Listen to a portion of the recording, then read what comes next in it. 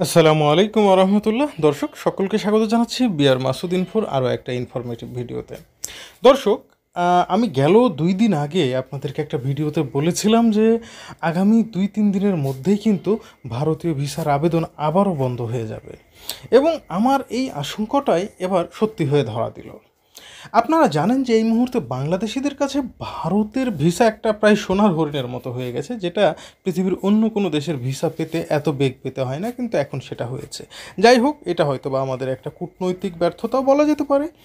তবে বাংলাদেশের পক্ষ থেকে এখন পর্যন্ত সেভাবে কোনো স্টেপ নিতে পারেনি বাংলাদেশের বর্তমান যে সরকার।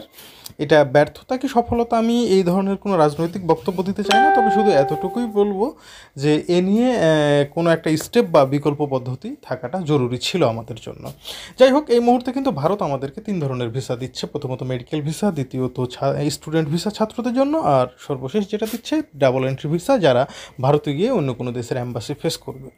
তো যেটা এখন আমি মূল তথ্য আপনাদেরকে দেবো যে আজকে হচ্ছে 13 তারিখ, অর্থাৎ শুক্রবার। আজকে সারাদিনের মধ্যে যদি আপনি ভিসা অ্যাপ্লিকেশানটা করতে পারেন, তাহলে হয়তো আগামী 4-5 দিন যে বন্ধটা থাকবে, সেই বন্ধতে আপনি যে পিছিয়ে যাবেন সেটা আর হবে না। হয়তো বা আপনি 16 তারিখের মধ্যে আপনি আপনার অ্যাপ্লিকেশান জমা দিতে পারবেন, এই সুযোগটা হয়তো আপনি পাবেন। তা না হলে কিন্তু আপনি আরও কয়েকদিনের জন্য পিছিয়ে যাবেন, কারণ এর আগে কিন্তু মাত্র 2-3 দিনে 8 তারিখ পর্যন্ত স্লট সমস্ত বুকিং হয়ে গিয়েছিল।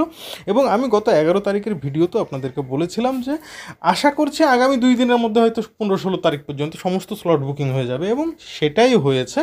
আজকের মধ্যে 16 তারিখ পর্যন্ত সমস্ত স্লট বুকিং হয়ে যাবে, হয়তো 17 তারিখ থেকে আবারও নতুন বুকিং হবে।